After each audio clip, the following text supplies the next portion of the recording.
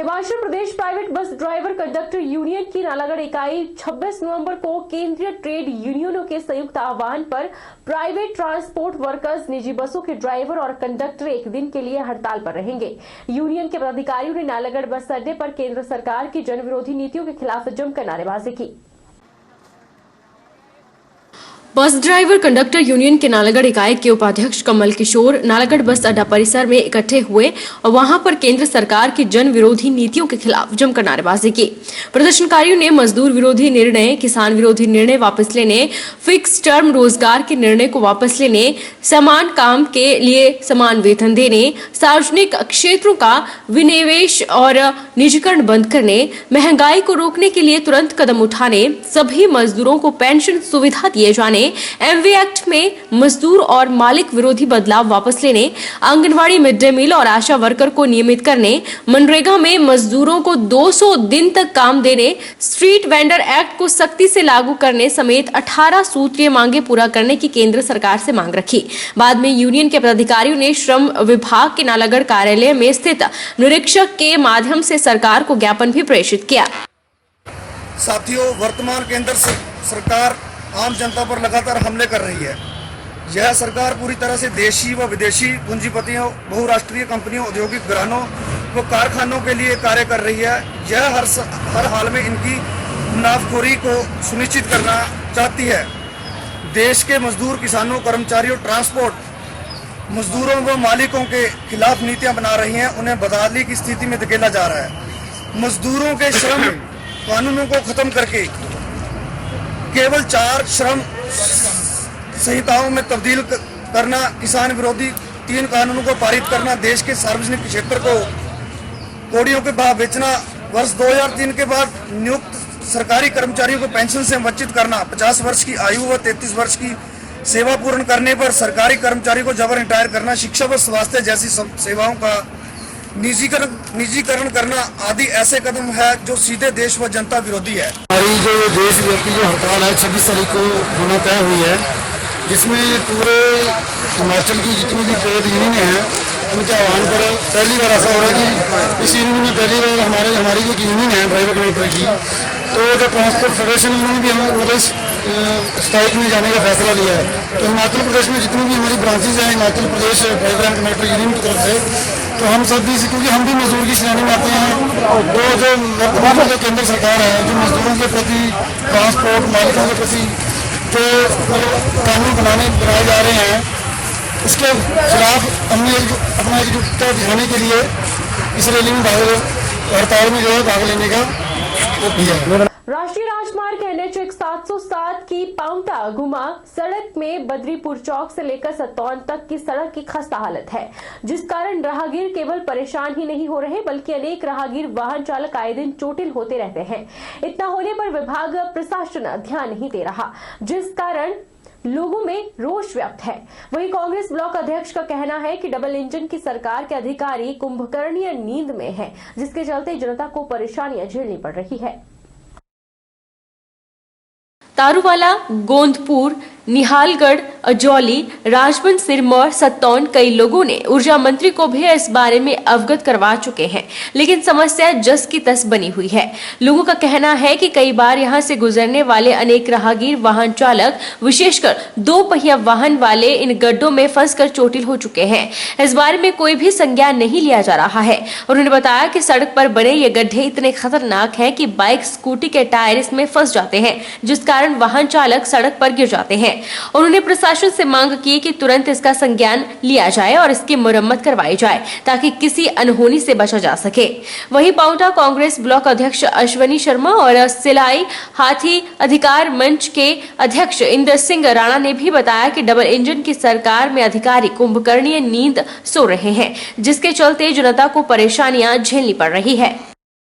हिमाचल प्रदेश की कुंभकर्णी नींद में सोई डबल इंजन की सरकार का ध्यान फिर से NH 707 जो कि पांवटा से रोहड़ू की तरफ को जाता है और इस इलाके के लाखों लोगों की लाइफलाइन है, उसकी दुर्दशा की ओर आकर्षित करना चाहता हूं।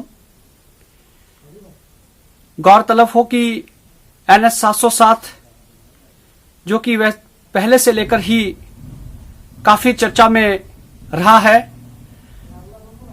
इस रोड की जगह जगह पर टायरिंग उखड़ चुकी है, गड्ढे बन चुके हैं जगह जगह पर, जिसकी वजह से इस पर वाहन चालकों को सफर करने में बेहद मुश्किलों का सामना करना पड़ रहा है। NH है, आप देखिए जो पुराना SBI का जो है उसके सामने एक खड्डा है। वो खड्डा क्यों है? क्योंकि गांव का गंदा पानी आके वहां खड़ा हो रहा है। अभी कल आपने देखा होगा, आपके न्यूज चैनल में भी आया था कि एक कार वहां उस खड्डे को बचाने के चक्कर में साइड में लटक गई। अभी कोई महीना भर पहले श्री जीत सिंह जी थे, उनकी वहां उस सड़क के दुर्व्यवस्था होने के कारण उनकी मृत्यु हुई एक्सीडेंट में। उससे अलावा भी एक आदमी के टांगे टूट गई, 3-4 आदमी और गिर रहे हैं। ये किसका दोष है? इसका कौन जिम्मेदार है? कौन करेगा? अगर चौधरी साहब, अगर आप ये व्यवस्था को नहीं सुधार सकते तो पोंटा की जनता आपको माफ नहीं करेगी, आपको इसकी जिम्मेवारी लेनी पड़ेगी। फेस्टिवल सीजन के बाद सर्दी का मौसम और भी सर्द होता जा रहा है, जिससे तापमान में गिरावट दर्ज की गई है। मौसम विभाग के पूर्वानुमान के अनुसार आने वाले दिनों में बारिश और बर्फबारी की आशंका व्यक्त की गई है। पूर्वानुमान के अनुसार सोमवार को हल्की बूंदाबांदी हुई और लोगों को कड़ाके की ठंड का सामना करना पड़ा। फेस्टिवल सीजन के बाद सर्दी का मौसम और भी सर्द होता जा रहा है और सुबह और शाम के तापमान में काफी गिरावट दर्ज की गई है। लोग अपने शरीर को गर्म रखने के लिए गर्म खाद्य पदार्थों और दिन के समय धूप का आनंद ले रहे हैं। लेकिन सोमवार को मौसम विभाग के पूर्वानुमान के अनुसार आसमान में घने बादल छाए रहे और दिन के समय बारिश की हल्की बूंदाबांदी हुई। मौसम के इस मिजाज से ठंड का प्रकोप बढ़ गया है और लोगों को ठंड से बचने के लिए गर्म वस्त्रों का सहारा लेना पड़ रहा है ताकि वे अपने आप को सर्दी से बचा सकें। वहीं स्थानीय लोगों का कहना है कि सुबह से ही आसमान में घने बादल छाए हुए हैं और कड़ाके की ठंड का सामना करना पड़ रहा है। बारिश के होने से सूखी ठंड से निजात मिलेगी और बारिश किसानों के लिए संजीवनी साबित होगी, जो काफी समय से अच्छी बारिश का इंतजार कर रहे हैं। मौसम एकदम जो है ठंडा हो गया है और जो है दिन प्रतिदिन जो है मौसम बहुत ठंडा हो रहा है और 2-4 दिन से जो है कुछ बादल मंडरा रहे हैं और ये खुश्क ठंड जो है ये ठीक नहीं है। तो मौसम विभाग का ये जो है ये भविष्यवाणी की 1-2 दिन में बारिश होने की संभावना है और बारिश हो जाए तो ये सब के लिए जो है मतलब अच्छा रहेगा। और क्योंकि ये नमी रहेगी सर्दी में, खुश्क ठंड जो है वो ठीक नहीं होती स्वास्थ्य के लिए। तो मेरा यही है कि मतलब जो है सब लोग जो है अपने स्वास्थ्य का ध्यान रखें, क्योंकि मौसम जो है एकदम तब्दील हो रहा है। मौसम जैसे बदली हो रहा है तो उसके साथ हमें अपने वस्त्र भी बदली करने चाहिए और सर्दी से बचने के उपाय जो है वो हर एक आदमी को करने चाहिए। जैसे कि गर्म वस्त्र पहने, गर्म पानी पियो और सर्दी जुकाम के दिनों में और बाकी जो है बचना जरूरी है। लंबे अरसे के बाद पीछे 15 दिन पहले बारिश हुई थी, लेकिन आज फिर मौसम ने जो है अपनी करवट बदली है और सुबह से ही मौसम जो है वो ठंडा हो चुका है और प्रतीत हो रहा है कि अब बूंदाबांदी भी शुरू हो गई और साथ में पहाड़ों में जो है वो बर्फ गिरना शुरू हो गई है। तो उम्मीद है कि शाम तक जो है वो अच्छी खासी बारिश होने की संभावना है।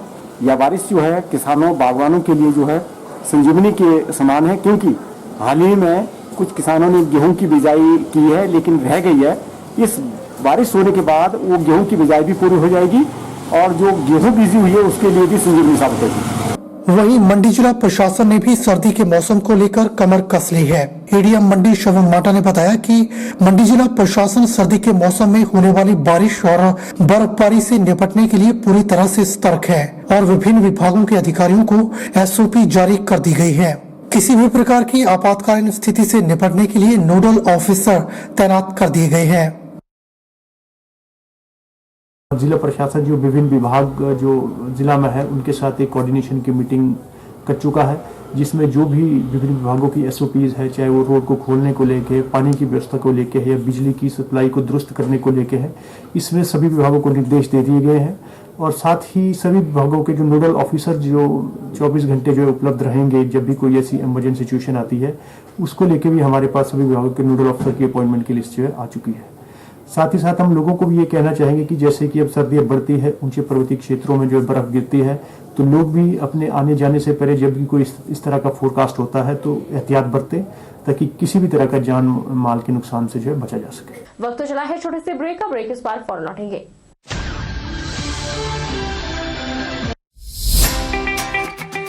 Abhilashi University admission start for 2020 and 21. BAMS, D Pharmacy Ayurveda, BSc Honors Agriculture, Diploma in Agriculture, MSc Agriculture, D Pharmacy, B Pharmacy, M Pharmacy, BTech Computer Science and Engineering, PGDCA, MBA, MTech Civil Engineering, Mechanical Engineering, Computer Science and Engineering, 2-year Veterinary Pharmacist Training Course. Also contact for 4-year BA BEd, BSc BEd, Diploma in Arts and Craft, MA Economics, MA Education, MSc Geology Mathematics, PhD in Geology, Management, Education, Pharmacy, Mechanical and Computer Engineering, BSc Medical Lab Technology, BPT. Contact for admission. Abhilashi University, Chalchowk, District Mandi, Himachal Pradesh.